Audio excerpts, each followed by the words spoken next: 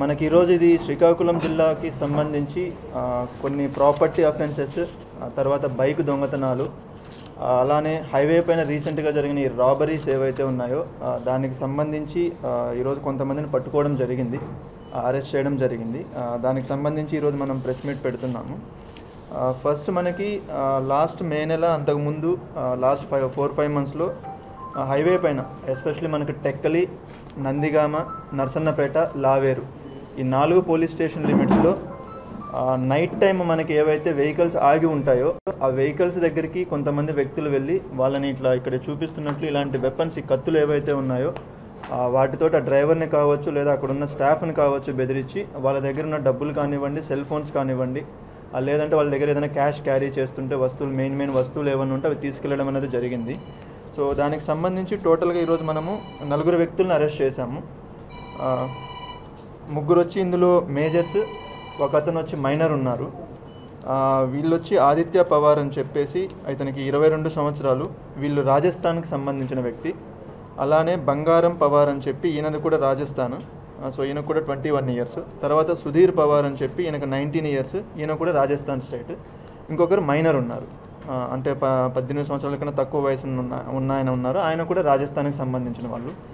వీళ్ళందరూ ఏంటంటే కొద్ది రోజుల ముందు మనకి శ్రీకాకుళంకి వచ్చేసి ఇక్కడ సెటిల్ అయిపోయి ఉన్నారు. వీళ్ళు మనకి హైవేకి దూరంగా కొంచెం ఒక 10 కిలోమీటర్ డిస్టెన్స్లో, ఫర్ ఎగ్జాంపుల్ వీళ్ళు ఉన్నది వచ్చి మనకి కోస్టా అన్న ఏరియా ఏదైతే రణస్థలం లిమిట్స్లో ఉందో అక్కడ టెంట్స్ వేసుకొని ఉంటారు వీళ్ళు. వీళ్ళు ఏంటంటే మనకి విలేజెస్కి వెళ్ళి బట్టలు అమ్మడం కావచ్చు, లేదంటే ప్లాస్టిక్ వస్తువులు ఉంటాయి కదా, ఇవి అమ్మడం కావచ్చు చేస్తూ వాళ్ళు డైలీ జీవన విధానం ఉంటుంది. బట్ నైట్ టైం వెళ్ళి ఇలా హైవే పైన బెదిరించి ఇది తీసుకోవడం అనేది జరుగుతుంది. సో టోటల్గా వీళ్ళు మన లిమిట్స్లోనే లాస్ట్ ఒక 4 మంత్స్లో కలిపి 6 అఫెన్సెస్ చేశారు. హైవే పైన దొంగతనాలు కావచ్చు లేదా రాబరీకి సంబంధించి 6 అఫెన్సులు చేశారు వీళ్ళు. ఇవి కాకుండా వీళ్ళ టీం, ఇంకొక టీం కూడా మనకు ఒడిస్సాలో ఉంది అని తెలిసింది. సో అక్కడ పోలీసుకి కూడా అది ఇన్ఫామ్ చేసాం, వాళ్ళు కూడా అది అరెస్ట్ చేయడం అనేది జరుగుతుంది దానికి సంబంధించి కూడా. సో ఈ టీం మనకి ఈ కేసుకి సంబంధించి సిసిఎస్ టీం కావచ్చు లేదా టెక్కలి టీం కావచ్చు, టెక్కలి స్టేషన్ టీం, సో ఆ టీం వర్క్ చేసి దీనిపైన వీళ్ళు పట్టుకోవడం జరిగింది. ఇందులో ఇంకొక ముద్దాయి అరెస్ట్ కావాల్సి ఉంది, అతను దొరకలేదు మనకి, అతన్ని ఫర్దర్గా మనం అరెస్ట్ చేయడం జరుగుతుంది. సో దానికి సంబంధించి రీసెంట్గా జరిగిన ఒక కేసుకి సంబంధించి మాత్రమే మనకు ప్రాపర్టీ రికవర్ అయింది. మిగిలిన 5 కేసెస్లో ఇంకా అవ్వలేదు, అది కూడా చేయవలసి ఉంది, అది కూడా చేస్తాం మనం. దాంతోపాటు వాళ్ళు యూజ్ చేసిన ఈ వెపన్స్, ఈ కత్తులు ఏవైతే ఉన్నాయో అవి కూడా మనం ఇక్కడ చూపించడం జరుగుతుంది.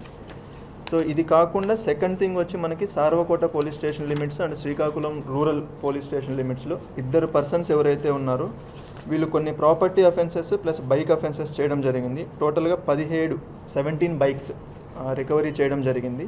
అలాగనే మనకి 2 HB/నైట్ ప్రాపర్టీ అఫెన్సులకు సంబంధించి ప్రాపర్టీ ఫుల్ రికవరీ అవ్వడం అనేది జరిగింది. సో దీనికి సంబంధించి Saravakota team and CCS team చేశారు. ఈ అఫెన్స్లన్నిటికీ చేసిన వ్యక్తులు వచ్చేసి 2 వ్యక్తులు ఎవరైతే ఉన్నారో, ఇతను శివ అలియాస్ మొన్నా అని చెప్పి ఉన్నారు, ఈయనది సార్వకోట లిమిట్స్ బుడితి విలేజ్కి సంబంధించిన వ్యక్తి. అలానే శ్రీకాకుళం రూరల్లో కూడా ఒక 3 కేసుల్లో ఒక వ్యక్తిని అరెస్ట్ చేయడం జరిగింది. సో వీళ్ళంతా బైక్ అఫెన్సులు ప్లస్ ప్రాపర్టీ అఫెన్సులు చేస్తున్నారు. వీళ్ళందరూ ఏమో కామన్గా ఏంటంటే హైవే రాబరీ వాళ్ళది కావచ్చు, వీళ్ళది కావచ్చు, మనకి ఎక్కడైతే పార్క్ చేసిన వెహికల్స్ ఉంటాయి బైక్స్, వాటిని దొంగతనం చేయడం, వాటిల్లో వెళ్ళి అఫెన్స్ చేసేయడం, మళ్ళీ ఆ బైక్ని ఎక్కడో దగ్గర వదిలేసి వెళ్ళిపోవడం అనేది జరుగుతుంది. సో ఆ బేసిస్ మీద మనం వర్కౌట్ చేసినప్పుడు ఈ టీమ్స్ అన్నింటిని మనం పట్టుకోవడం జరిగింది. సో ఈ ఎంటైర్ టీమ్స్కి మనకి అడిషనల్ ఎస్పీ క్రైమ్స్ శ్రీనివాస్ గారు అండ్ అడిషనల్ ఎస్పీ అడ్మిన్ గారు కూడా దీనికి మానిటర్ చేయడం జరిగింది.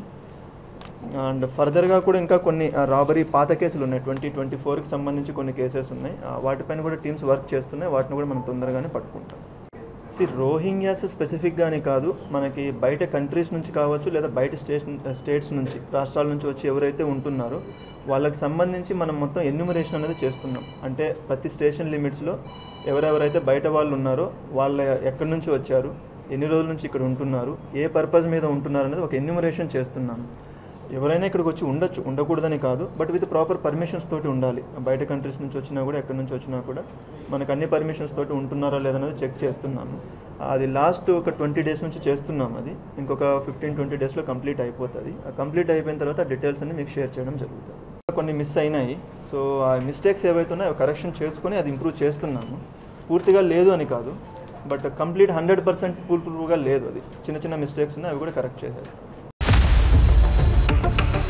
ఇండియా పాకిస్తాన్ తాజా అప్డేట్స్ కోసం డౌన్లోడ్ చేసుకోండి RTV లైవ్ యాప్.